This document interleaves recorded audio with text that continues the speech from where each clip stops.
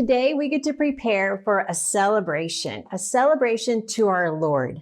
God is doing a new thing. More and more Christians are seeing the significance of celebrating the festivals of our Lord. And today we're going to cook the recipes that I love to share with my family at the first festival of our Lord. So first, let me share with you a number of benefits of celebrating the feast of our Lord. Number one, a better understanding of the Bible. The Bible was first shared through pictures. The Old Testament is a complete picture of the coming Messiah. As the families relived and they acted out the stories, they were continuing the story to their children and how God provides. Not only a release from slavery, but a coming king. Number two, a rediscovery of our Jewish roots. And we are grafted in, and that makes us family. Number three, a renewed passion for Jesus. What storybook character can your child act out by memory? Well, this is how we want them to act out the story of God's love and redemption. Reason number four, greater insights into God's prophetic seasons. Reason number five, a discovery of the biblical church calendar. Celebrating the festivals of our Lord are not about what we have to do. It's about what we get to do. It is a blessing. It's not a burden. It's an act of love, not of legalism. I want to continually remind my grandchildren what the love of God looks like. It is the story of Esther and Purim. It is the story of the Passover and the Lamb. In Romans 15:4, Paul said, "For whatever things were written before were written for our learning." By celebrating Jesus in the festivals, we can learn more fully about what Jesus has done for us and how to walk with him in our everyday lives. I highly recommend the book by Dr. Richard Booker, and it's titled Celebrating Jesus in the Biblical Feast. Now, let's move on to the Feast of Passover. Christians traditionally call the Past Supper the Lord's Supper. But actually, it's our Lord celebrating the Feast of Passover with his disciples. It was a covenant meal. It symbolized Jesus giving his life for us and for his disciples. The church in Corinth consisted primarily of non-Jewish believers. Yet Paul wrote to them and he said, "Therefore, purge out the old leaven, that you may be a new lump, since you are truly unleavened. For indeed, Christ, our Passover, it was sacrificed for us. Therefore, let us keep the feast, not with the old leaven, nor with the leaven of malice and wickedness, but with the unleavened bread of sincerity and truth." This is in 1 Corinthians 5, 7, and 8. So today, as we celebrate the Passover in our homes, we are painting this picture. We are pointing to Jesus as our Passover lamb. And we also get to revisit the story of the first Passover in Egypt. And we get to teach our children how God cares for his own, no matter what they are dealing with, no matter what they're going through. He is the same God today as he was back then. And the word Seder means order. It is a precise way of telling the story so that the elements of the story have meaning. So today we're going to start with cooking lamb. And we're going to start with that, and then we're going to share all the recipes that I serve to my family. Now remember, the recipes you serve are to be a delight to your family. So if there's a recipe that I'm sharing with you, you're like, yeah, my family's not going to go for that, then substitute it for one that your family does love. So remember, we're going to start with the lamb. There's two different meats that are typically served on Passover. It's going to be the lamb, which there's so many stories in scriptures about the lamb. And we want our children and our grandchildren to know these stories. We want them to know how Jesus is the sacrificial lamb and why they did sacrifice lambs and why did sacrifices end after Jesus was resurrected. A few years later, the temple was demolished and sacrifices ended at that point, and they haven't begun since. We want our children to understand these stories. We want them to understand the lamb. But you could also serve fish. Remember, Jesus served fish after he was resurrected to his disciples right there on the Sea of Galilee. Such a beautiful picture. So pick a meat that your family will enjoy, or if you haven't tried lamb, I suggest you try it, and I'm going to teach you how right now.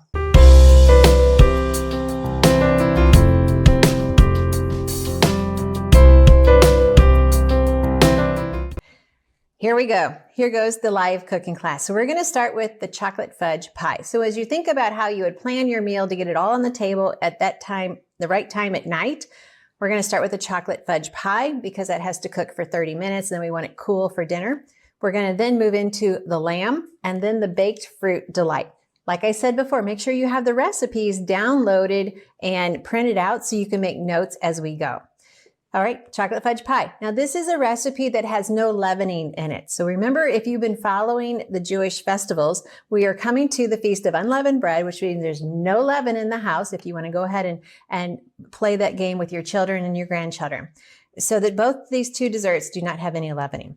So what we've done is I went ahead and started the first step. So the first step is we take a half a cup of butter, and to that I melt some chocolate chips. Now, it actually says just some bittersweet chocolate. I actually found some Lily's chocolate chips that are sweetened with stevia. So we've got the antioxidant value of the dark chocolate, and then we have less sweetener because we're using stevia. And believe it or not, they're actually pretty good. So I've gone ahead and melted that. So that has already been melted on the stove. To this, we're going to go ahead and follow our recipe. And now it says we're going to go ahead and add in our sucanat. Now, sucanat is becoming very hard to find. So it could be just an organic sugar, coconut sugar. Any of those would be a good option. Okay, so I just really want that blended well. And if you're using a sweetened chocolate chip, you could really use less sugar, whichever kind of sugar you're using. Next, we're going to go ahead and whip up 3 eggs. And for that, I'm going to go ahead and use my Bosch whisk. And if you have the Bosch, you know how great and easy this is to use. So we're going to whip up the eggs and go ahead and start that. I'm going to try it without the lid, just for the fun of it. There we go.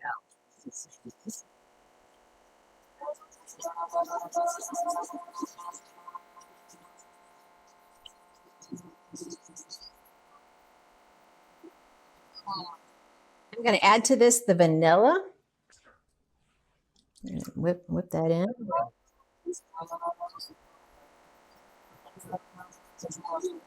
And just stay there. We're going to go ahead and now add into this our chocolate mix.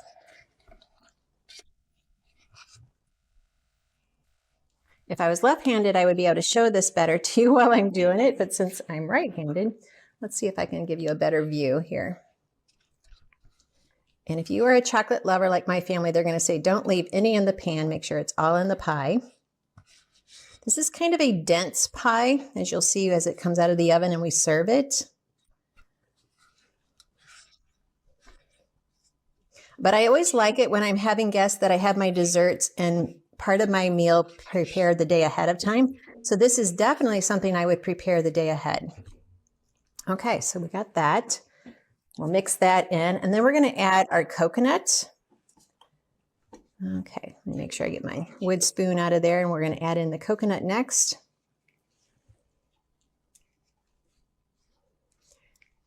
Okay. So we've got our coconut, and then we have just a little bit of sugar left for the topping when we're done.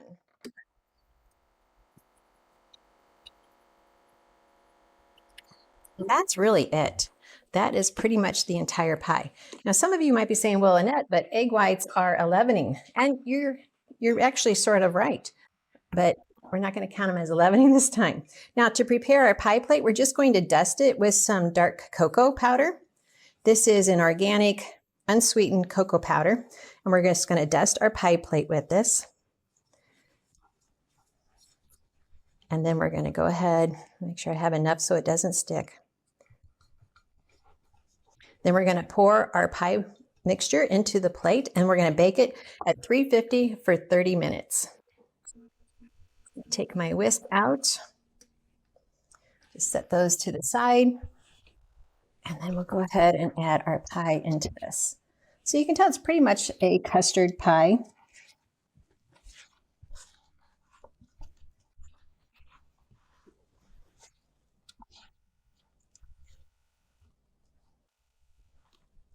You could so make this your own recipe. You could add in some nuts. You could add in some chopped dried fruit. I would imagine you could come up with other things to add in. The coconut is what I like. You could add more coconut than what I put in. I used, looks like a half a cup of coconut. And the coconut is to be dried. It's not to be sweetened coconut. We do not want that sticky sweet coconut. We want the dried coconut with no sweetener on it. You can even get it organic. It's very popular now, so it is easy to find. Okay, I think we've got that pretty good. So we're just going to put that in the pie plate and then bake that for 30 minutes. It's going to rise a little bit because we do have those egg whites in there, but it will also drop after we take it out of the oven. So it's definitely a fudge pie. Okay, we're going to put this in the oven for 30 minutes and let it bake. Now, while our pie is baking, we're going to work on the lamb. Now, you may actually want to start with the lamb because it has to bake for a lot longer, and it also depends on the size of the lamb. I actually have two different lambs going here, and I'm going to share with you both of them. So this is a leg of lamb that I was able to pick up at the grocery store today. And what we're going to do is you want to bring it home, you want to rinse it, and you want to pat it dry.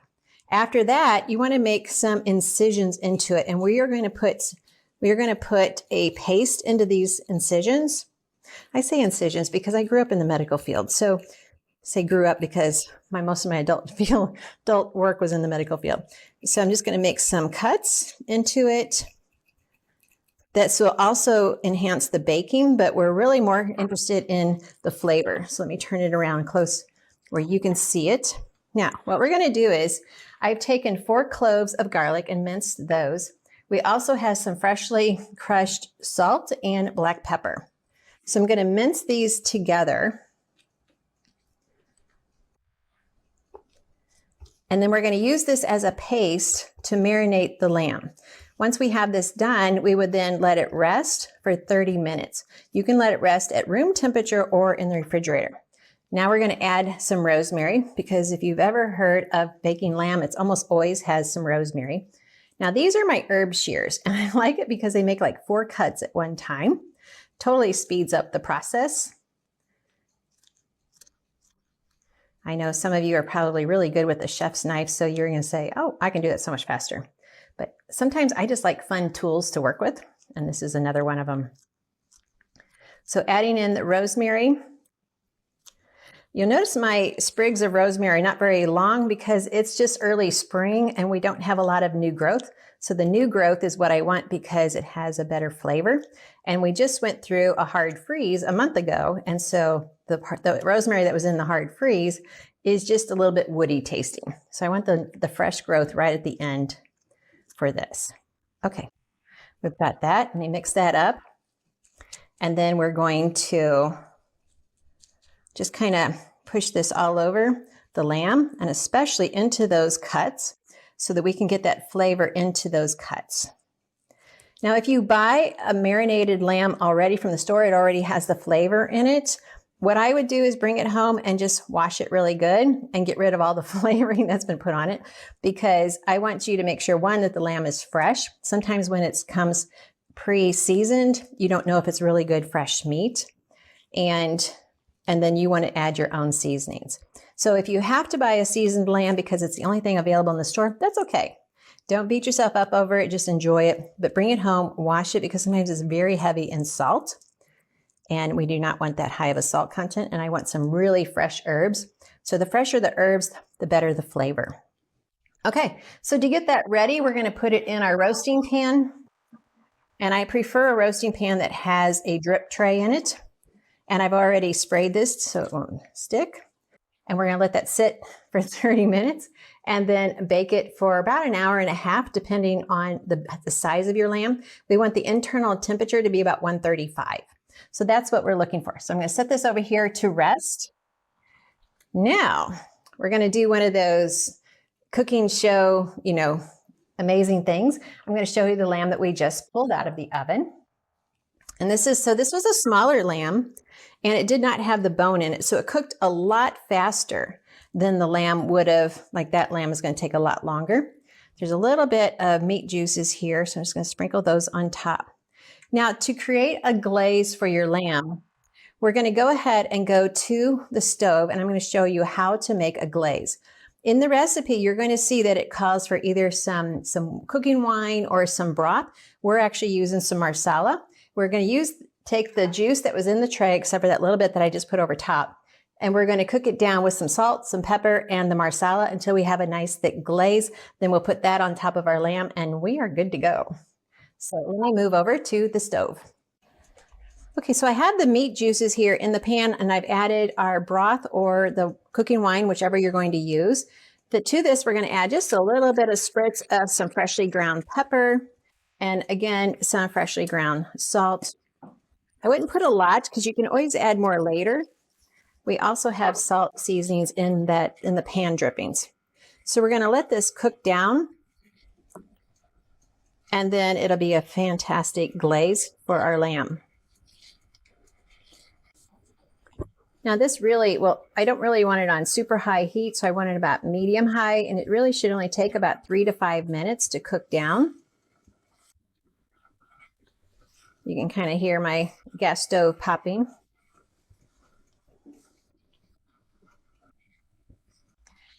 So you can tell just after about 5 minutes, we have a nice reduced sauce. So I'm going to take this back over to the counter, pour it on top of our lamb. I even could wait till we're ready to serve the lamb so it's nice and popping hot on top of the lamb. But for this, I just want to show you how to do it. So we're going to go ahead and put it on the lamb right now. So now we can just take this sauce and just put it on top of our lamb. And your family is just going to think that you are a gourmet chef. They're going to think you're on the greatest cruise ship ever to have a nice seasoned and marinated lamb. So we're going to be adding some mashed potatoes to this because when you are putting together your Passover or your Resurrection Sunday meal, you've got to please everyone in the family. So mashed potatoes and meat, my husband's happy. That's all I have to make. But before we go there, we're going to go ahead and move on to the next dessert, which is the baked fruit delight. So I'm just going to push this aside and we're going to move on to that recipe. So let me just gather. We're going to need a 9 by 12 baking dish. And all we have to do is just add the ingredients in the baking dish, bake it, and we're done. It's that easy. You're going to spend more time prepping than you are mixing. Go ahead and use this. So it calls for currants, and I'm having a really hard time in the grocery store finding currants. We're going to add to this. So I'm using raisins instead. I'm adding my frozen cherries, and it's okay if they've already defrosted. My blueberries and my pineapple. And we have some freshly chopped apples. Totally up to you if you like the skin on or the skin off. If they're organic, I want the skin on just for the extra fiber and nutrition. We've got our chopped dates. Now, a lot of times the dates are going to come without the pit in them, but sometimes you're going to buy it with the pit. So today I actually accidentally bought them with the pit, so we just did a little extra labor there. We're going to add our juice of an orange. Your recipe also calls for water. I actually don't use the water. I don't really think it needs it. The fruit usually adds enough. We're going to add our cinnamon, our nutmeg, and we still have 2 more ingredients. Okay, got it all. So we got our chopped nuts. You could use walnuts or pecans, and this time we're actually doing both. We've got a mixture of walnuts and pecans, and then we got our zested lemon. And that's it. All you do is just mix it up in this baking dish, bake it in the oven at 350 for 30 minutes, and you have the baked fruit delight. You definitely want to make sure the apples are baked enough that they're really tender, like a delicious baked apple. And you want to make sure everything is stirred up well too. Of all the ingredients in here, the currants were my favorite, but since I'm not finding the currants, the dates are really going to add that sweetness that your family is used to. Then we're going to top this with a sauce. Now you can make it a chocolate sauce or a strawberry sauce, and that's why I have my Bosch here ready to go. We're going to make it a strawberry sauce today. So you can eat this baked fruit delight. I have served it for breakfast when I've had guests. You could put some yogurt on top of it to add some protein. I've served it for breakfast. I've served it for lunch. I've served it for dinner. you could put it on top of a salad, like if you had a bed of lettuce and some nice greens like arugula, watercress, any of those greens, you could put it on top of the salad. It's just one of my favorite go-tos. Okay, I think we've got this done. We're going to pop this in the oven for 30 minutes and bake this dish.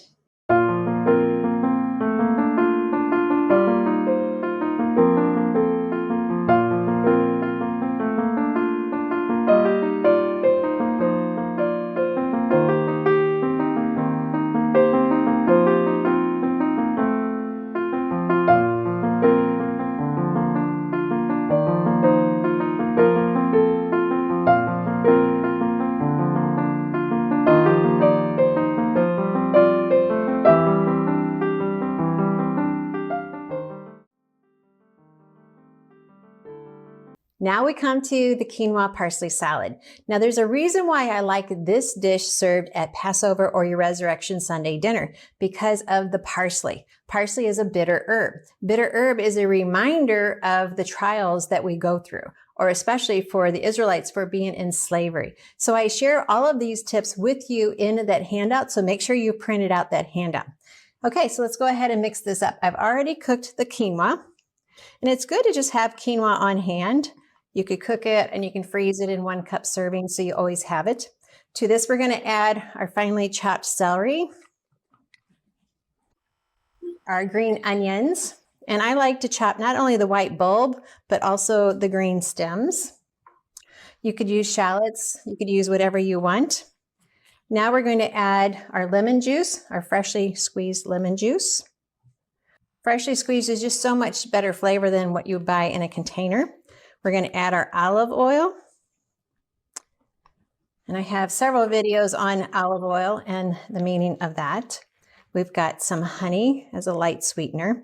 So it's kind of a savory, sweet dish. We know everybody likes their sweetness. And to this, we're going to add our freshly crushed salt and pepper. Now, another thing that this recipe calls for, besides the parsley, which I'm going to get there, is it calls for chopped apricots. I actually had some apricots ready for this dish. They were Turkish apricots. They were organic, but they didn't have, what was the name of the word I was looking for? They didn't have the sulfites on it, so they were no longer orange or yellow, and they just looked brown and ugly. Well, we took the consensus of the ones that are going to be enjoying this dinner, and we don't really like apricots. So we're going to add chopped dried cherries instead.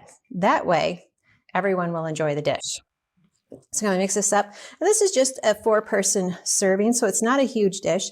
So if you're going to be serving a lot more than 4 people at your dinner, then definitely you need to double or triple this.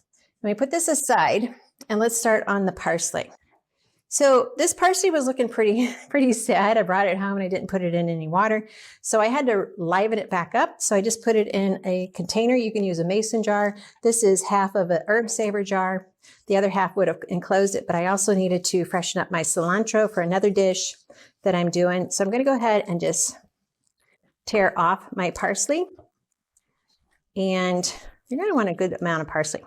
So remember, parsley is your bitter herb, so it satisfies that part of our Passover meal. Also, if you are following a Seder traditionally, you would take the, so I could use my herb shears for this. Sometimes I cut it and sometimes I use my herb shears. So you would take the parsley and just leave a piece of parsley at everyone's, not that one. You would leave a piece of parsley that looks nice and fresh at the place setting of everyone at the table. You would also give them their own little dish of salt water. And as you go through the Seder meal, you would be dipping that in the salt water and then eating it. And that's just part of the Seder presentation. And it's all about reminders of what happened in Exodus, what happened as the example of Jesus's blood on the doorpost, how it saved them that one night. And it was just by grace in faith that saved them, because they were inside the home. They were not outside to see the blood. They were not outside to see the death angel go over. They did what they were told to do, and they trusted God in the results. And then we know the end of the story. They were saved. The firstborn of every male was killed that night. And if there were any Israelites who didn't do what they were supposed to, then the firstborn male of that family would have still been killed, because only the Jews, the Israelites that followed the instructions, would have been saved. And from there, they go into the wilderness.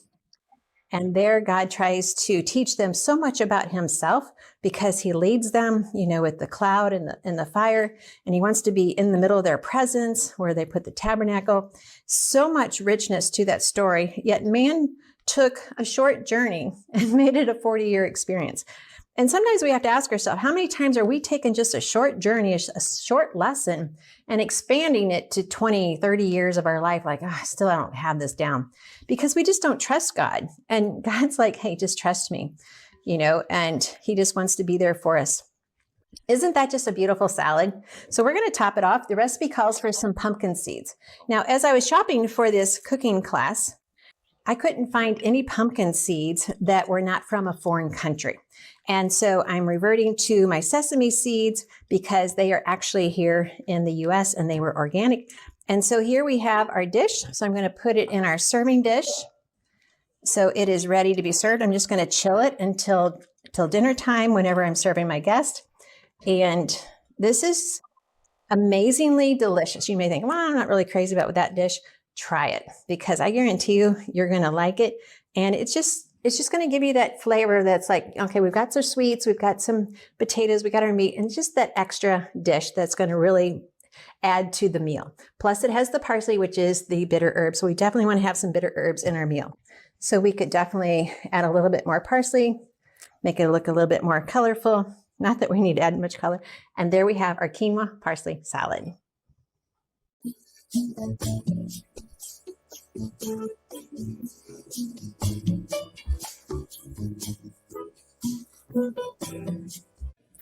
Hi y'all, I am Rhonda Carroll. I am so excited to be here today with Annette Reader as we are going to show you some wonderful recipes for our Passover meal that we're going to be making together.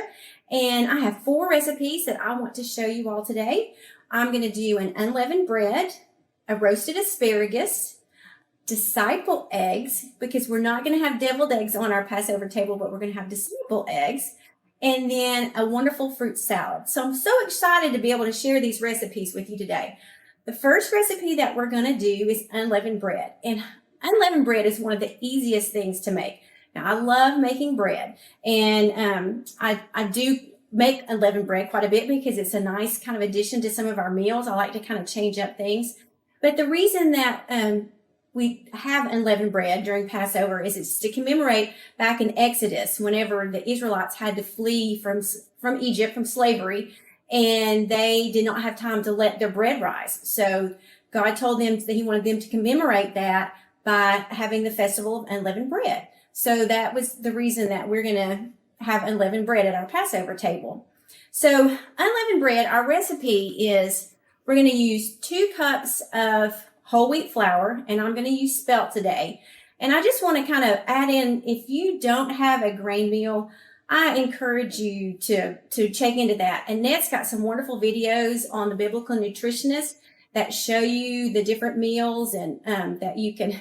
And y'all can tell I'm from the South. And when I was doing a conference, I have to tell this funny story. With my Southern accent, they were all thinking I was saying M-E-A-L, like a meal. I'm going to go eat, but I'm saying M-I-L-L. So for those of y'all in the North, just so you'll know what I'm talking about, a grain meal that you can put your grain, and I'm going to show you. Let's see, I have them right over here.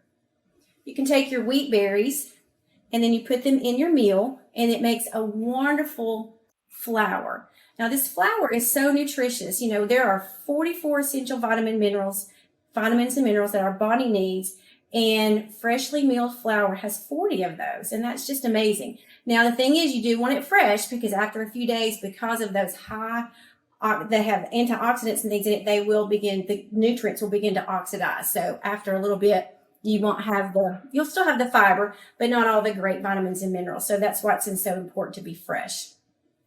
But if you don't have the freshly milled flour, that's fine. You can use just your store-bought whole wheat flour. I am actually using spelt today that I have put into my meal. So I'm going to use the 2 cups flour. And then in my bowl, I already have 3/4 cup cold water. You can also use milk. Milk just kind of gives it a kind of a richer flavor. And then I have 2 tablespoons olive oil, 1 teaspoon sea salt, and then I'm going to add a half of a medium onion chopped finely. So we're going to put that in there.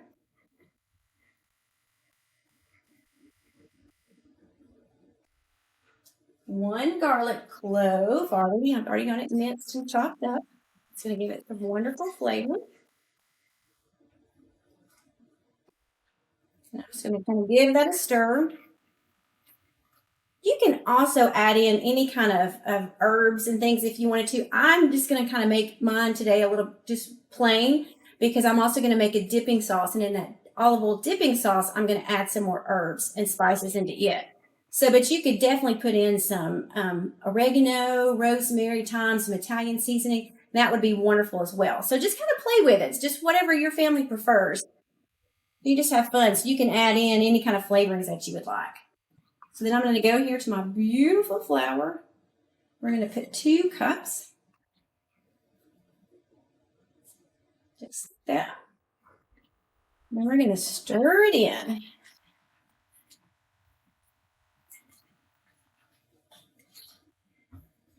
This out of the way so that it keeps sliding. I'm just going to kind of give it a little bit of pressing it down there to kind of get that to come in. The one thing I like about making bread is I like to get my hands in it, like to have fun. I'm still one of those kids. I used to love to play with Play-Doh and things like that. But it's also nice if you've had a hard day or a rough day and you just need to work out some stress. Making bread's a great thing to do that. So, all right, that's pretty much come together. So I'm just going to take my surface here. Put a little bit of flour so it doesn't stick.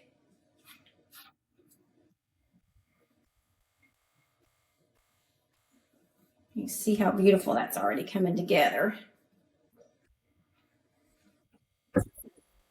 And then comes the fun part. We're going to knead it. Now, kneading bread is not, again, hard. You're just kind of making little folds. And we're going to want to knead this for about 2 to 3 minutes until you really start, like I said, that dough really kind of starts coming together. And I'm just kind of folding it. I'm going to just kind of keep my surface floured.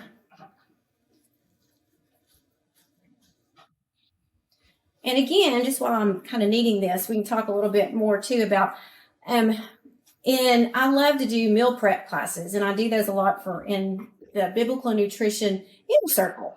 And so we talk about how important it is to have a plan, to have things prepped so that when things get busy, I mean, I work full time, I have 2 teenage girls, and so things get a little crazy at our house. So I definitely want to have fresh meals, things that are healthy for us to eat. So this bread, that's what I wanted to let you know.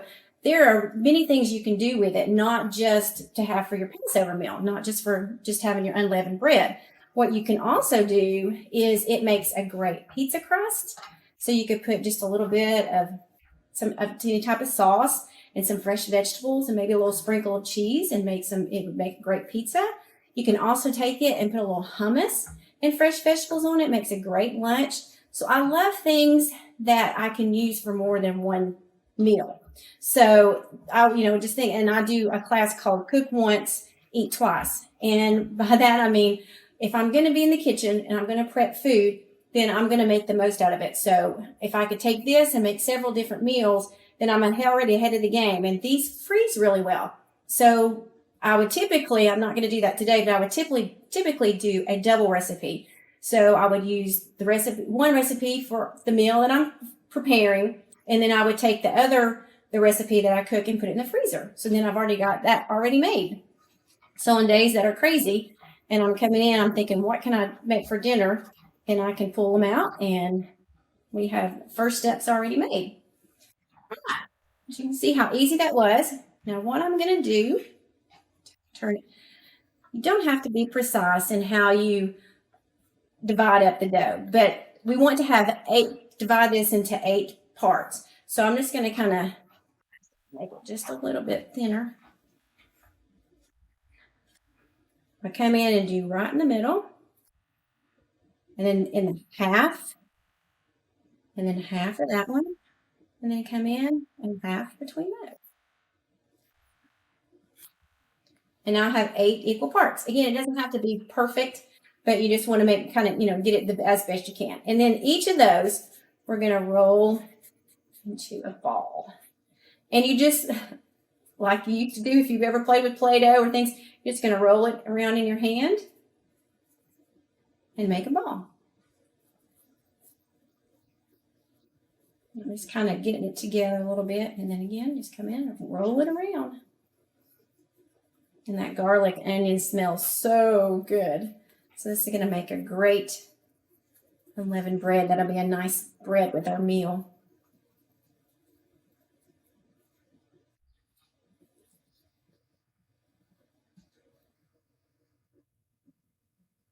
Just roll it around. And some doughs you have to let rest and do those things, and you don't have to do that with this one. And of course, since it doesn't have any yeast in it, you don't have to let it rise. So it's very quick. Another reason why I like it.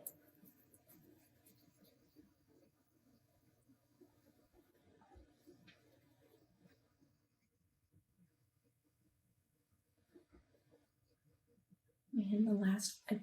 Another fun thing that you can also do with this is once you've cooked it, you can, and you're using it for, wanted some other things to do with it, you can put a little butter and some cinnamon and kind of crisp it again in the oven, and it goes wonderfully with like a fruit salsa. So that's another great idea. So there we go. Easy as can be. Then I'm going to grab my pan.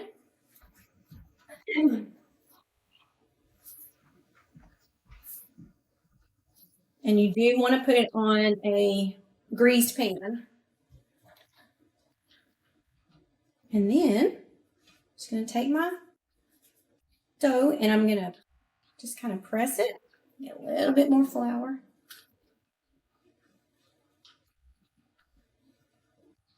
Move these out of the way. Maybe you can see a little better. And this, depending on how thin you roll it, is going to be the texture of your bread. If you roll it really thin, it's going to be more like a cracker and it will be crispy, which is perfectly fine if that's the way you prefer.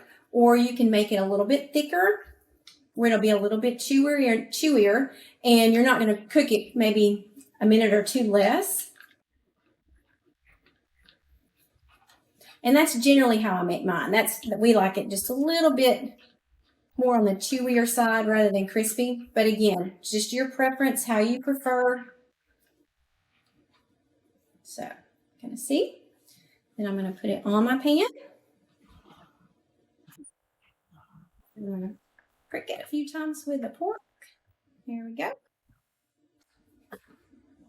Do one more.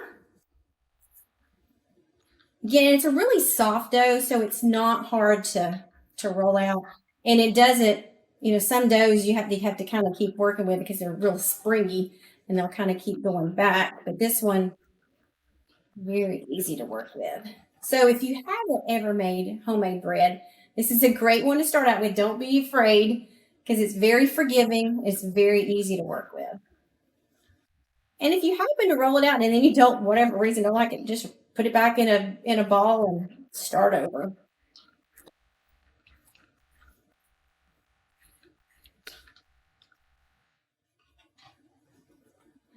That one on my pan. Prick it with a fork. Do one more.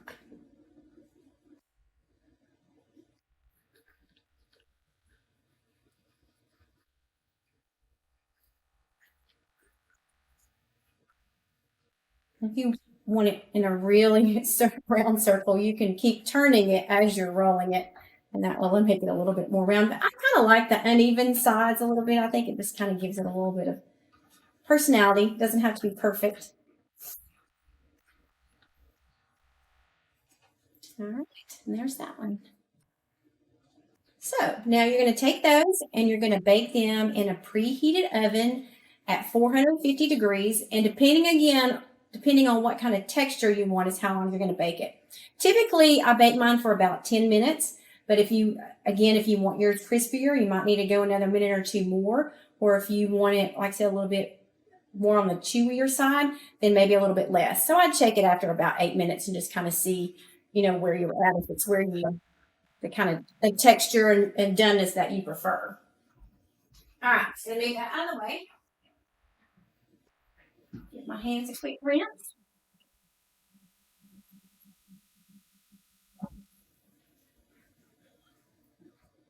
And these would go in the oven.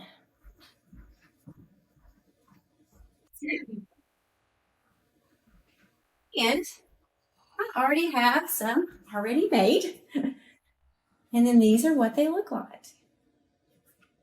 Isn't that beautiful? And so again, as you can kind of see, so we're going to, for our meal, for our Passover meal, I'm fixing to do a dipping sauce. But you can see how these would make a wonderful, like I said, put a little bit of hummus and some fresh vegetables and things on them. Great lunch, a little personal pizza. So lots of fun things, or a little butter and a little cinnamon. And you can cut them into triangles and eat it with like a nice homemade fruit salsa. So again, I like recipes that are versatile, that you can change up. Now, if you, just as a reminder, if you were doing the chips with the cinnamon and making it for fruit salsa, don't put the onion or garlic in it. That would not be very good. You just make the plain dough. And you could even put a little cinnamon in the dough, and that would be perfectly fine. But there's our unleavened bread. And then everybody can just have a slice. Now, for our dipping sauce, I'm going to use a good quality olive oil, 5 garlic cloves that I already have that have been minced, a little parsley, 1/4 of a teaspoon salt, and some Italian seasoning. Now again, this is another, depending on what kind of flavors that you like, you can change up your the flavors that you use, your spices and herbs. So whatever you prefer. That's the neat thing, that you can just whatever, like I said, whatever your family likes. And then you're just going to mix that in the olive oil. Fresh ground pepper is another lovely thing to put in it. Oh, it smells so good.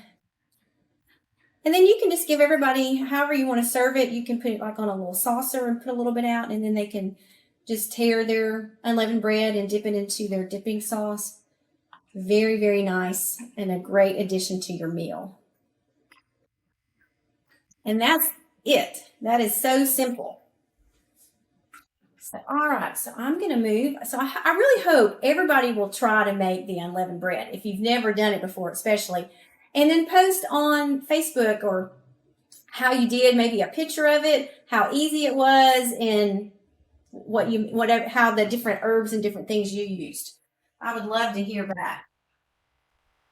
All right, now we're going to move on to our next recipe, which is roasted asparagus. Now, I have to tell you, I have fallen in love with roasted vegetables. I've been roasting vegetables for a while now, but for whatever reason, I don't know. I thought it was going to be something that was going to be really hard, and just kind of didn't try it. I kind of grew up we did a lot of vegetables, but they were mainly steamed.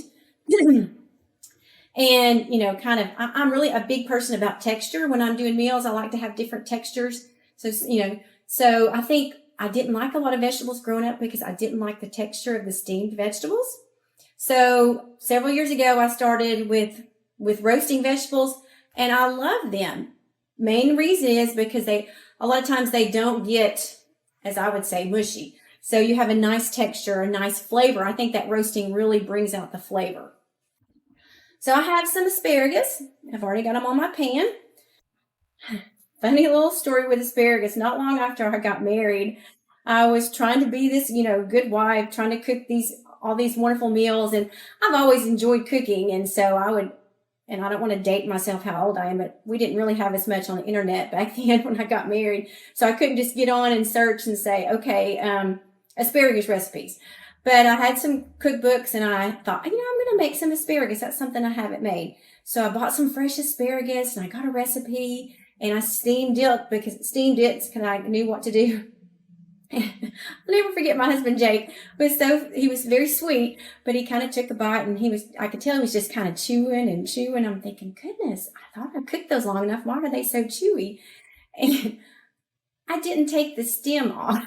I didn't realize I didn't know that you were supposed to take the stem part, which is kind of a woody part, and it can be very chewy. And so we still laugh about that. So let me just encourage you, when you buy fresh asparagus, if you've never cooked it before, make sure you trim the ends off. And most of the time you can just take it and it'll kind of break where that stem is at. So it's not, it's just like I said, it's not real hard, but just make sure you do that so you don't do the same thing that I did and have those really chewy ends at the end of your asparagus. Not very tasty.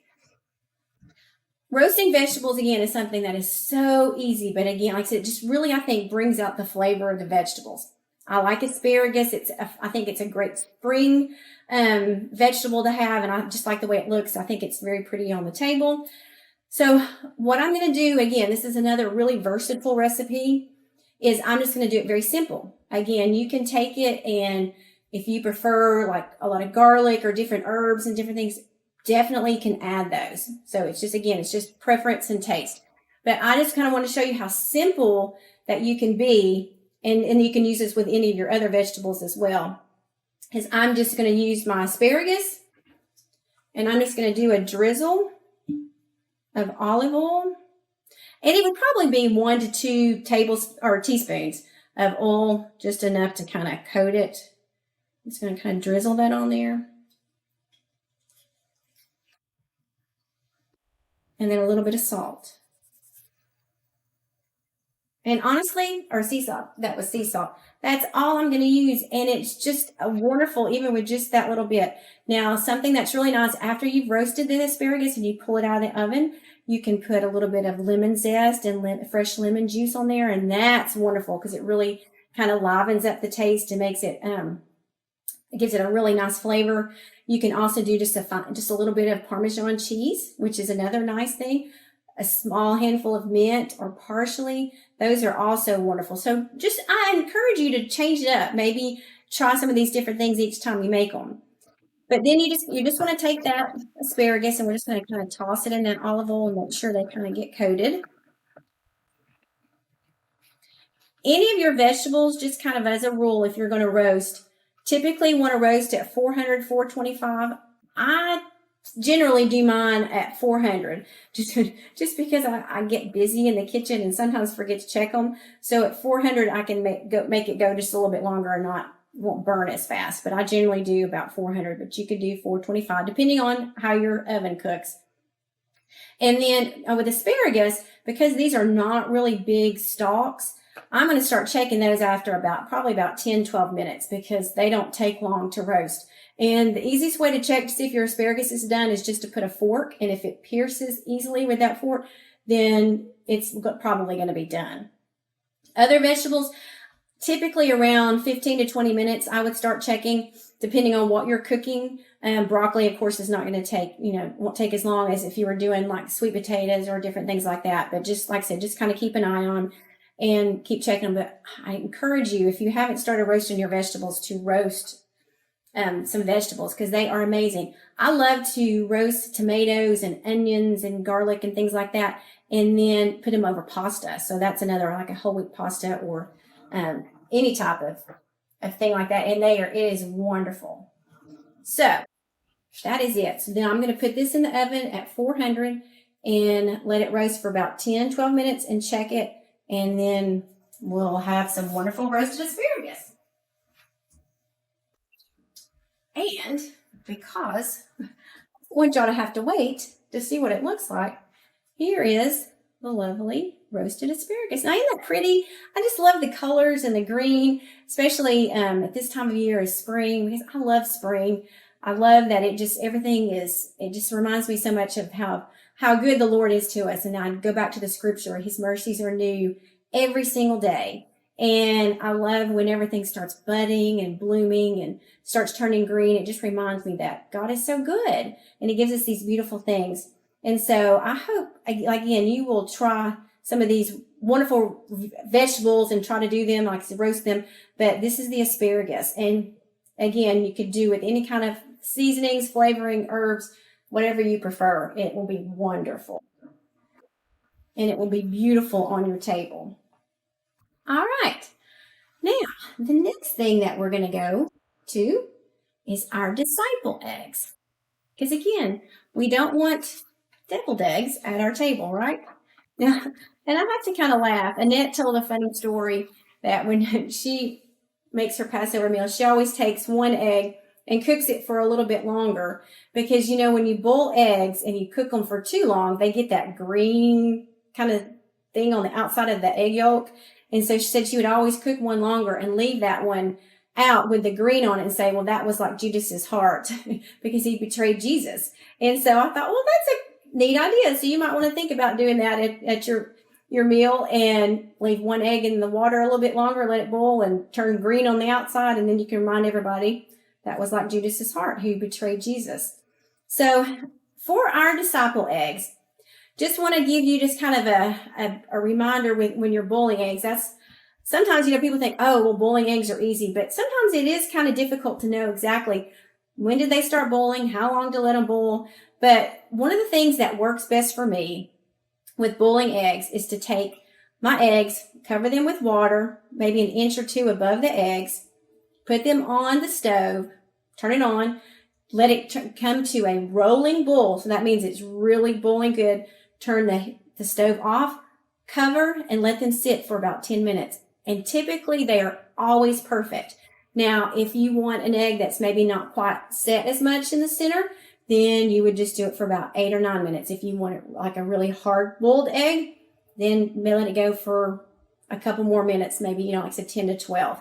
So that always works for me again, but just put it in your pot, cover it with water, turn your stove on, let it come to a rolling boil, and let it, like I said, once it gets to that rolling boil, turn it off, cover, and let it sit for about 10 to 12 minutes. And typically your eggs will come out perfect. So that's just an easy way to cook your eggs.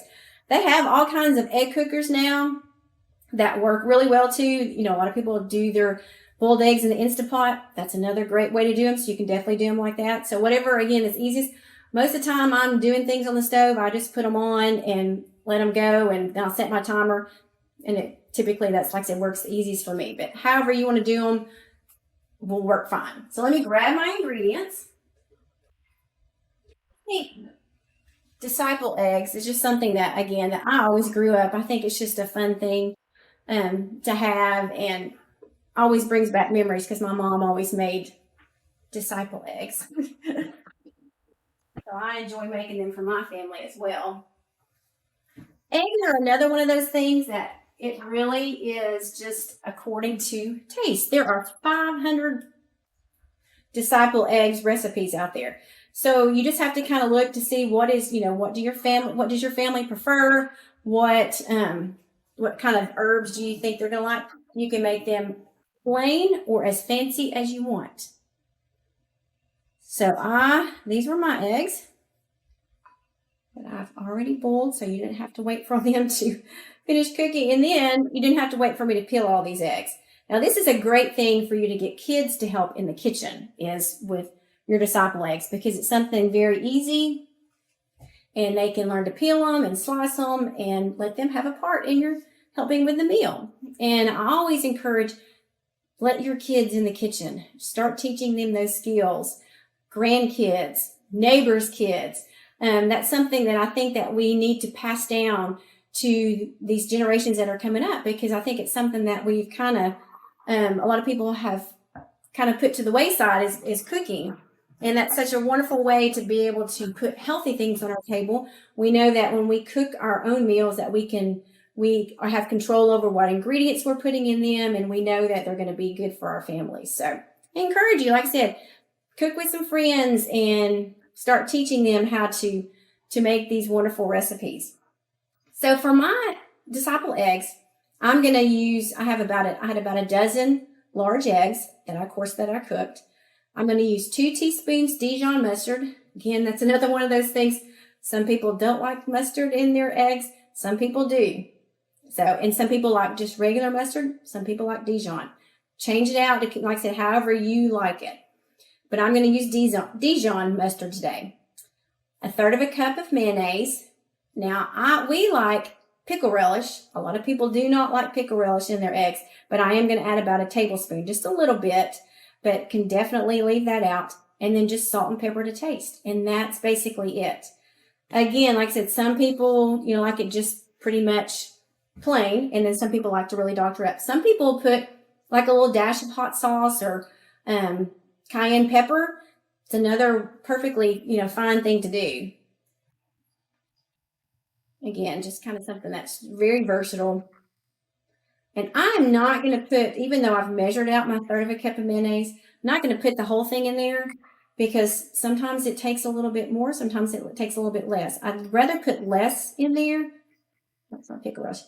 And it, rather than putting all, and then it be really wet, as I would say, or too much in it. So I'm just going to put probably about half of what I measured out, and that may be plenty. And actually, it looks like it's going to be. I always want to use a good quality mayonnaise as well. I love the avocado mayonnaise. But sometimes that taste can be a little strong for some people. So again, whatever you prefer. I encourage you to look for, like I said, for a good quality mayonnaise. And then you're just going to mix all those together. And I just generally, I'm just doing it with a fork. Just kind of mashing it. And that's how quickly, and that was plenty of mayonnaise. So again, like I said, it's always easier to put in less, and then you can always add to it. But once you put it in there and it's too much, you can't take it out. So that was actually perfect. So then that's the filling. Now, again, you can be as fancy or as simple with these as you want.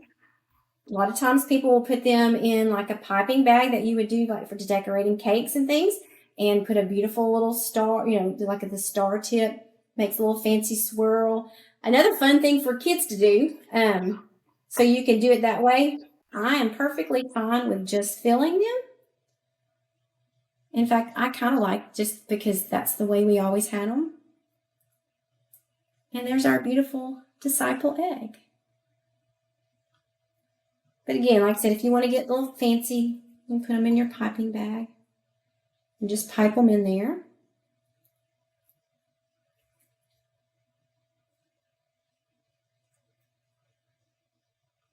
And I love this little plate that I have. This was something that my mom had, and I like it because it was what we typically had on our table growing up. And I do enjoy with the presentation of food. And I know a lot of times in our coaching classes, I talk to them about, even if you're just making a meal just for yourself, make it fun. And it doesn't have to be anything fancy. You can go, thrift stores always have a lot of interesting, just little plates and different things that are fun. And just buy a couple, just something when you sit down to eat that you're not eating on a boring paper plate. Not that that's bad all the time, but just having a fun, special plate that's really pretty, that makes you happy. And we want to sit down and enjoy our meal. And so it's so much more fun when it's pretty. But again, it doesn't have to be anything expensive. You can find things at the thrift stores that people are getting rid of. And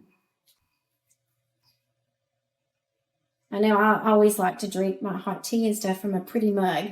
It just makes me happy. And I love different kind of cups. So a lot of times for my birthdays and Christmas and things, I have people give me mugs because like I said, I enjoy them. I think they're fun. Right.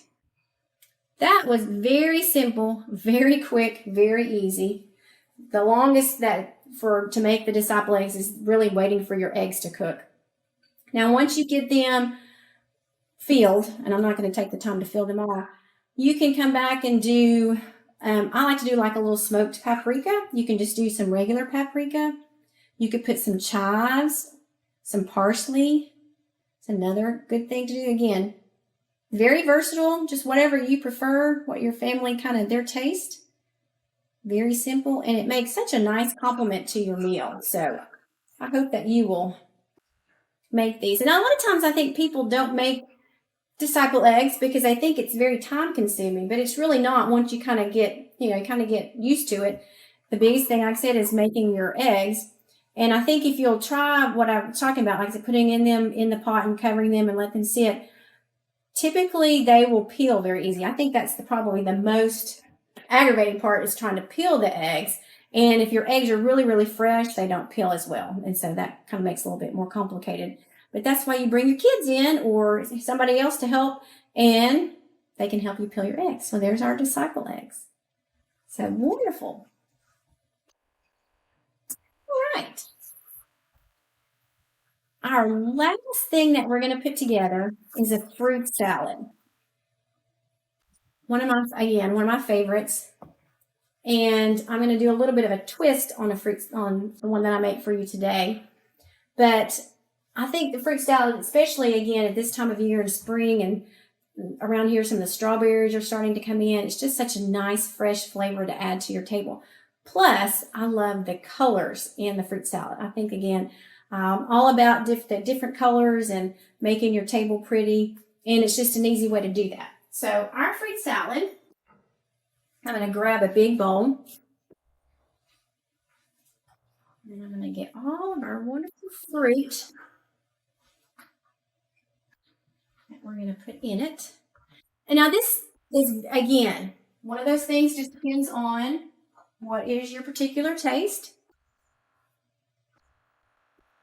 So you can change out the fruits, you can add other fruits, take away fruits, whatever you prefer.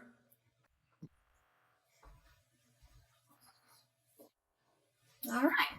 Now, I'm going to add, what I'm going to use today, it's over here, is I'm going to use strawberries, blueberries, apples, mandarin oranges, and pineapple. And again, whatever kind of fruits, you could even just do it easily with some apples, strawberries, bananas. And I will add a banana in a minute. I'm going to talk about that in just a second. But again, just have fun with it. It's light and fluffy, and it's just something, again, I think that really complements your meal. And we're going to make it fun. So I'm just going to add in, I have probably, and I didn't measure because I just, especially with fruit salad, just kind of depending what I had, probably about a cup and a half of strawberries. And I've got about a cup blueberries. And when I cut up my apple, I always leave the peeling on just because I like the extra fiber that you get, and you have a lot of the nutrients in the peeling. So I always leave it on. You can peel your apple if you don't want to do that. So however, you want to do it is fine. I love apple in my fruit salad because, again, I like the crisp texture.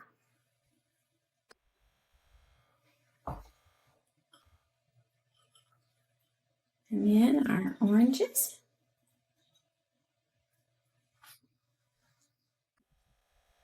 And our pineapple.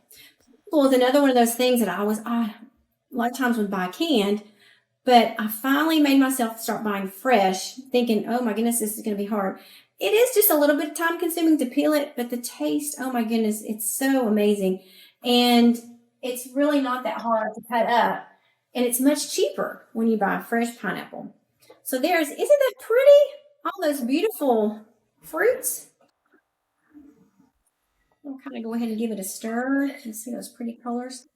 Now for the dressing that I'm going to put on this fruit salad is a yogurt dressing. And let me tell you the reason why. There's many kind of dressings that you can use. But again, I like to make things that can be used maybe possibly for other meals. So I'm going to make this with a yogurt dressing, so that, because more than likely we will have leftovers that we can have for breakfast. And this is one reason why I'm not going to put my banana in there, because typically after a banana has been in there, if it's something we're going to eat the next day or possibly the next, it really starts to get mushy. And my preference is I don't particularly care for that. So I don't usually add the banana in until at the very last. And I'll show you that. But since I'm using yogurt, since I'm not doing like a whipped cream or something like that dressing, then it's something I can have for breakfast with some granola or something like that. So it's one of the reasons why, but I also really like this dressing. And so I'm going to use, this is just plain Greek yogurt. And I like to buy the plain because a lot of times some of the flavored yogurts that you get have a lot of sugar in them. Sometimes they can even have artificial flavors and things like that. So I like to buy the plain, and then I can put whatever flavors in that I want. So again, it's very, very simple. So what I'm going to add to my yogurt, and I'm going to grab my honey. I just realized I forgot to pull it out. So I'm going to grab it.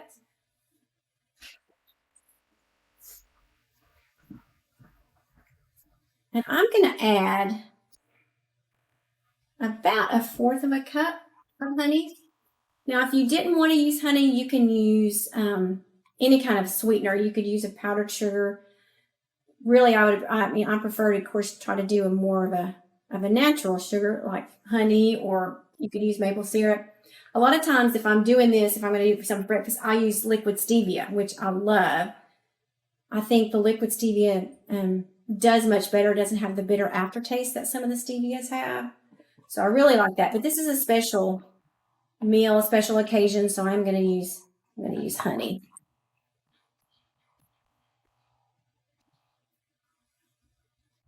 And I'm just going to stir that in.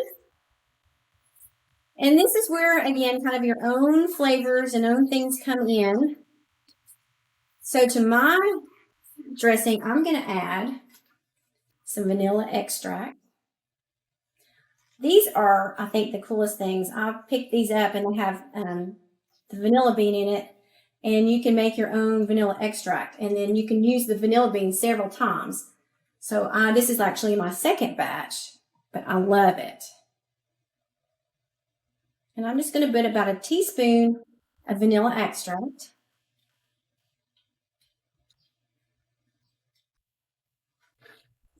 And then about 1 teaspoon of cinnamon. I love cinnamon. You may not like cinnamon, and if you don't, then you don't have to add it. I just really think it helps bring out the flavor of the fruit. And I have to tell another story. I was doing one of the first conferences that I ever did with Annette, and I was doing a cooking class at the conference. And I was so excited and nervous, but I was going to do a smoothie, and I love to add cinnamon in my smoothies. I think it just gives it a wonderful flavor. Just kind of brings out, I think, the flavor of the fruits and things.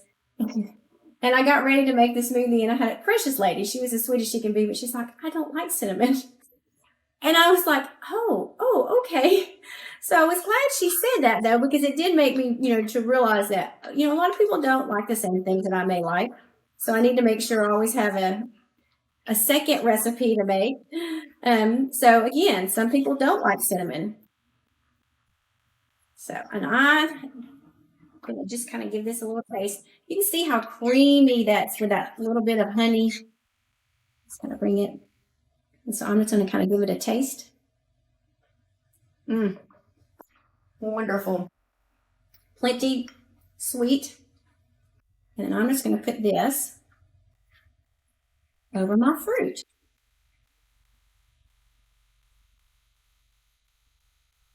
Now, like I said before, you can, and Annette's going to post the recipe that she uses when she does a fruit salad. She has one that her mom used to always make. And it's made with fresh whipping cream and vanilla, and it's wonderful as well. So again, you can put any kind of dressing that you want on it. Oh my goodness, it smells so wonderful. I may not be able to wait till our meal. I may have to have some of this before. This is just such a fresh, like I said, just such a refreshing compliment to your meal. And I take this a lot of times when we go places or we're having dinner with someone. I'll make a big fruit salad because everybody just seems to enjoy it, and it doesn't really take that long to prepare your fruit. And so, and there you can see those beautiful flavors. And I had some extra yogurt just in case that wasn't enough, because sometimes you just don't know how much fruit it's going to end up being, but that was plenty. So that, like I said, that was just about 1 cup of yogurt. So it didn't take a whole lot to make the dressing for my fruit salad. So now let me show you what we're going to do, how we're going to serve this. Grab my banana. Now you could definitely go ahead and put banana slices in here. If again, if you're feeding a large group of people and it's going to be all eaten at your meal, definitely can go ahead and put some bananas in it and maybe sprinkle a little lemon juice on your banana so it doesn't turn brown. But what I like to do And I just realized I forgot one other thing. Let me grab it. I'm going to use it. All right, got it. So these are, just like I was talking about, I love fun little dishes. This is something I picked up, I think actually at a yard sale, but I have several different colors. So we use these a lot. So they're just fun. So I'm going to put my fruit in there.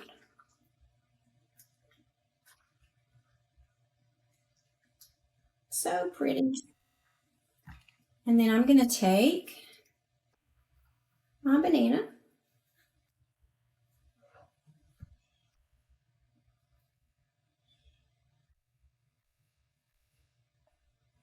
I'm just going to dice it kind of small just because I prefer it. I'm going to put that on the top. And then again, like I said, I really like texture. So I'm going to add just a few nuts. I'm going to kind of break them up a little bit. Sprinkle those on the top. You could add your nuts into your fruit salad as well. Some people just, may not prefer nuts. Of course, you may have somebody with a nut allergy, so you couldn't use them. So, and then I like to take some unsweetened coconut. I'm just going to sprinkle that on the top. And something fun, because, again, we're here at the spring, is I have some organic little mini marshmallows that are just so fun. So I'm just going to sprinkle just a few of those on there. My mom used to always mix in the little marshmallows in our fruit salad. So it just kind of brings back a fun memory. And then since I do have extra, I'm just going to come over here and put just a little dollop on top. So isn't that gorgeous and so fun? And I'm telling you, it tastes amazing. Just a fun little, like I said, it's kind of a light treat. And this could be your dessert. I mean, you could definitely use this as dessert, and I would be perfectly fine with that because I love it. So that is pretty much what I've got to show you today. I hope that you've enjoyed it. I hope this will inspire you to get in your kitchen. If you haven't been, and if you have already been in your kitchen, maybe just kind of inspire you to try some new things. And again, like I said, it's been so much fun, and so glad everybody joined us today. And let me know how these recipes turned out if you make them. I would love to hear. Like I said, if you'll post on Facebook or different things and just let us know. Let's say, hey, I made this recipe and this is how it turned out. And I tried this and I added this herb and different things, because that is how I learn too. And I love when Annette and I have been doing cooking classes at when we're doing conferences at different churches, is I love being able to speak with the people that are there, because they'll say, oh, I've done that, but then I added this or did that. I was like, oh, I like that. So it's just such a nice way to have a community to be able to learn those different things. And that's one thing where I really love what all Annette's doing, especially with the biblical nutritionist. And so that's just a wonderful community that we can all kind of come together and share our ideas, learn how to eat healthy. And it's just, like I said, just a fun place.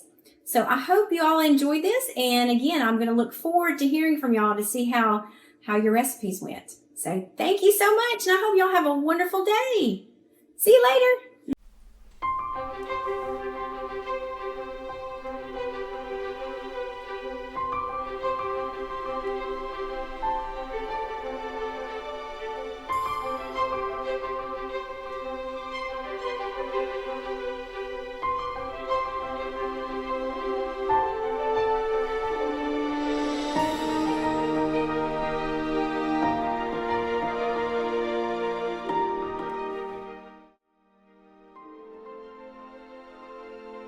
Now we're going to make the sauce to go on top of our baked fruit delight. And it's very few ingredients. We're going to use this food processor because I just feel like it does a really good job. And we're going to use a half a cup of milk. I'm using coconut milk, but it could be any kind of your favorite milk. It could be almond milk. It could be any of those. To this, we're adding some cashews. To this, we're adding some dates. Okay, I could have done it this way and it would have been a lot easier. So I'm going to go ahead and add the dates to this. And our frozen fruit. So I'm using strawberries. That's what's in the recipe, but it can be any frozen fruit you want. It could be blueberries, it could be cherries, it could be peaches. You can make this flavored sauce any flavor you want. Now, like I said, you can also make it the chocolate sauce, and some of your family may say, yes, definitely chocolate. Okay, so put this inside and we're gonna blend this up. This is where I think the Bosch is just my maid.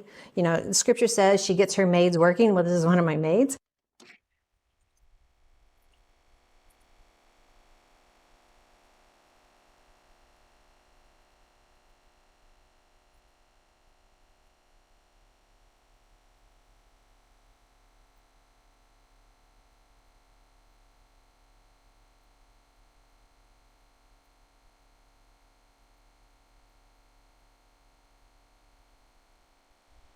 Now it's still a little chunky, but I just want to stop because I wanted you to know I really want it as creamy as possible. So making sure those cashews are really been blended up really well. You can actually even soak the cashews before you do this and they will cream up faster. And so that works really well.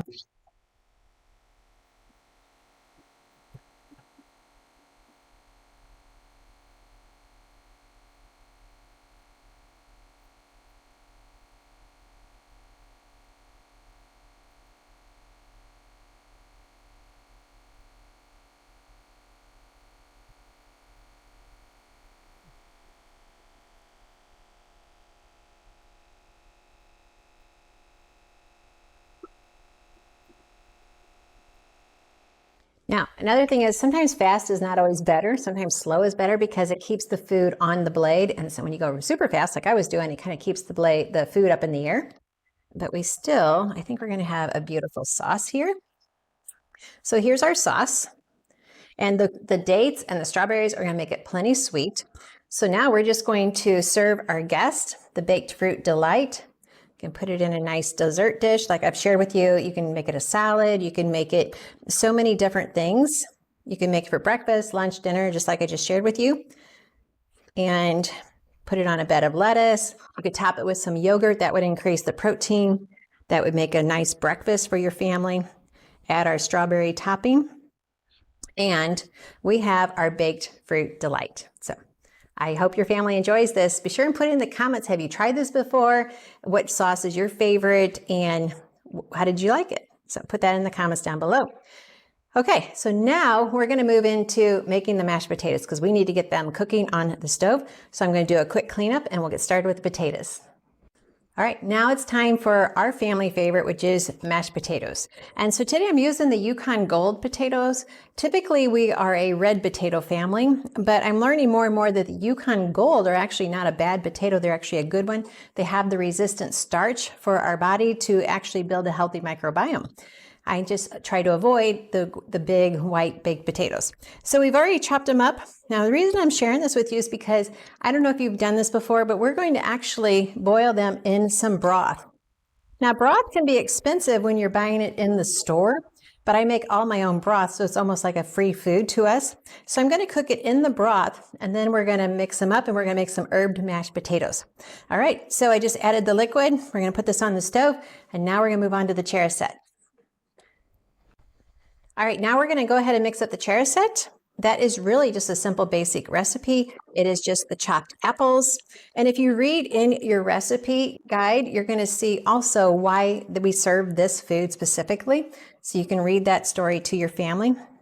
We're going to add, I think I'm going to do it this way. I'm going to add my cinnamon to my honey so it gets mixed up a little bit better. And my nuts are here too, and I'm going to show you how I chop them up to make them just a little bit finer. So I kind of have a cinnamon honey here. And to this, we're also adding just a little bit of juice. I normally like to use organic pomegranate juice. Today, I'm actually using a beet juice. So it's not that my husband's going to recognize it anyway. I don't think so. Anyway, so I'm going to go ahead and mix this in. And it's just the apples and it's the nuts. You could use pecans or walnuts for this dish. And our seasonings. So here we have our nuts. They're pretty much in the half shape, so I'm going to go ahead and chop them up a little bit finer. And if you've watched my videos at all, you know this is one of my favorite tools to use. I don't know what I would do without this tool.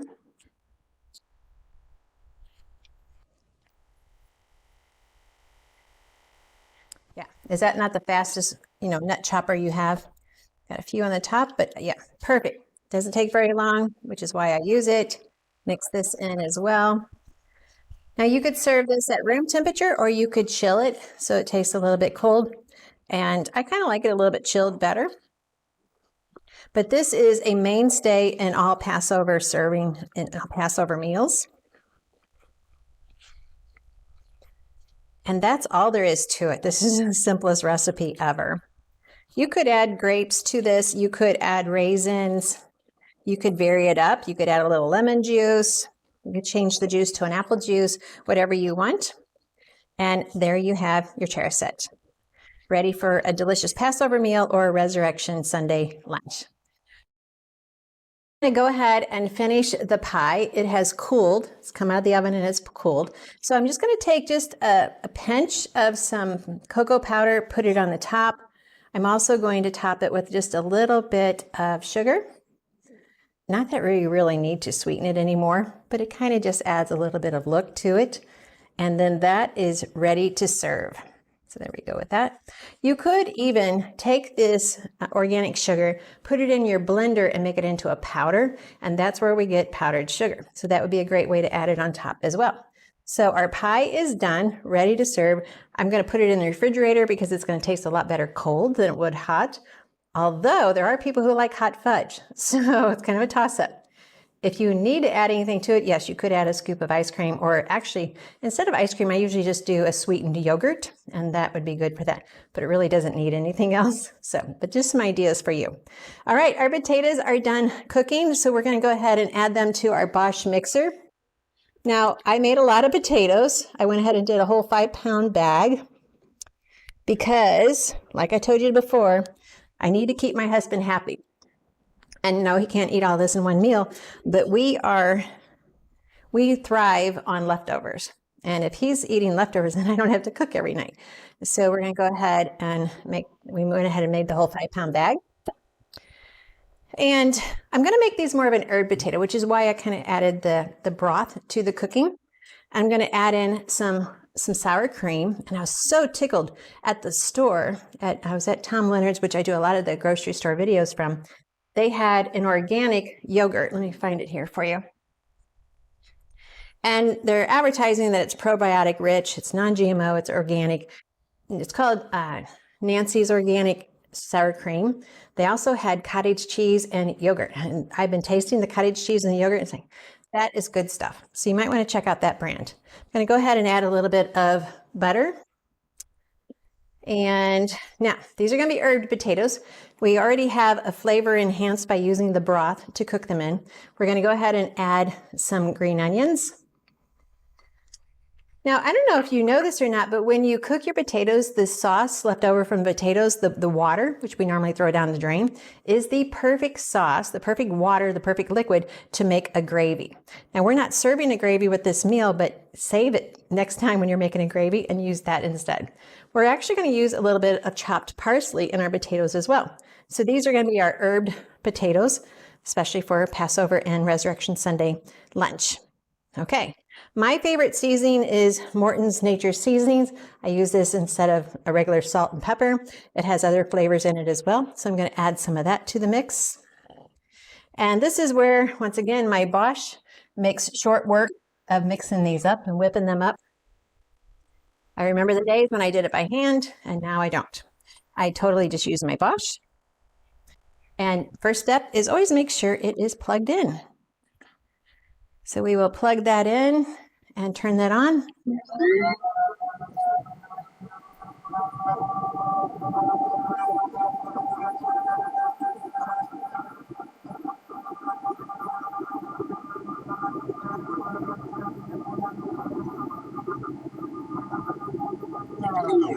We did leave some of the skin on the potato. I just like that. If they've been scrubbed clean and they are a good potato, the skin actually has a lot of nutritional value to it. So you're going to see little specks of that in my mashed potatoes. Then how long you whip them up is totally your own preference. Some people like lumps in their potatoes. In fact, that's more gourmet than having them super creamy. My husband likes them a little bit more creamy, so I'm going to mix them up a little bit longer.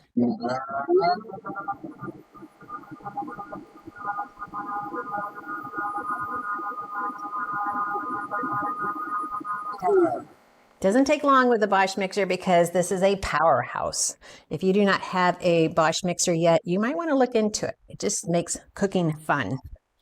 There's also another video I have out there. Look how yellow and creamy they look.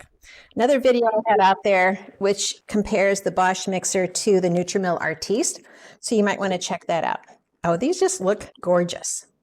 These are some gorgeous looking potatoes. I don't know if your family cares if your potatoes look gorgeous or not, but these do. Very bright and colorful because we use the Yukon Gold potatoes. They have a stronger color because we used a broth to cook them in versus just water. Water tends to leach out the nutrition, whereas a broth helps the nutrition to stay in. And then adding the herbs and the green onions all together make these just, I don't know, I like to feel good about what I put on the table. And I'm going to feel really good about these potatoes because they just look gourmet style. And I will never tell you I'm a gourmet cook, but I can pretend to be. All right, so let's just go ahead and serve those up. So what you've seen from my kitchen is the herbed mashed potatoes.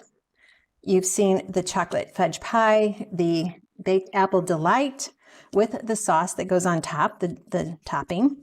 We've also done the lamb and the quinoa parsley salad. And pretty much that's what we did here. So as you saw from Rhonda's kitchen, some other delicious recipes as well. We wanted to give you a good arrangement, a good variety. And we wanted you to recognize that, hey, these dishes can help us share the story. And what I didn't share with you in one of the dishes was the baked fruit delight. It has dates in it. Dates are all throughout Scripture. Many times they're mentioned. They're also one of the 7 foods of the Promised Land. So it was a date honey that was there in the Promised Land. So just a lot of good nutrition. You can go through many Bible stories. Definitely get your own little book on how to share the Seder meal with your family and just make this meal a delight. Now let me go ahead and arrange the foods that we've cooked for you today, and I'll share that with you and just help you put it all together. I just want to thank you for joining us for this Passover cooking class. I have totally enjoyed putting these together for you and actually also adding my notes into that handout. I keep mentioning the handout because I really want that to be your keepsake to take home, make your notes, and decide for yourself, what do you want to serve your family? So together with these dishes that I put together and the dishes that Rhonda's been teaching you at the same time, it's really been our joy to serve you God's recipe for excellent health. And yes, it includes delicious food. And yet we get to share the story of God's love with almost every dish here. So I hope you have fun this Passover. I hope you enjoy it as we go back and we remember what Jesus did for us. The Old Testament is 100% a story of Jesus's life and what he's coming to do. The New Testament is the fulfillment of that story. And we as Gentiles, we as Christians get to enjoy every one of these feasts, and not because we have to, but because we want to. We want to relearn the stories of all of these festivals in biblical days. Because as we relearn them, as we enjoy them, as we act them out with our kids, we are reminding ourselves about God's love. And that's always the number one ingredient in God's recipe for excellent health. Because it's not just about the physical, it's about the spiritual. And every one of the foods that Scripture talks about leads us to the spiritual. He uses stories that will draw us in, and food always draws us in. And so I just want to say thank you for letting us share this with you today. I can't wait to read your comments, how you liked these different dishes. How did you make them more unique for yourself? And most of all, let this Passover, let this Resurrection Sunday be such a joyous occasion that no matter what's going on in our world around us, we know God's in control and God loves us. And he's the same yesterday, today, and tomorrow. His love never changes. And he loves you. He's loved you from the moment of conception. He has a plan for your life. He's loved you with an everlasting love. And as I said, that never changes. So thank you for letting me share with you this Passover cooking. I want to thank Rhonda for doing her part as well. And for my helper here, Vivian, she's been a great help putting this together. And we have a whole team of people behind the scenes working on it as well. It's not just me. We are a complete family of the Biblical Nutritionists. So thanks for watching. I can't wait to read your comments and Keep serving Jesus' festivals so we can continue learning and understanding what Scripture is trying to teach us. Thanks for joining us today.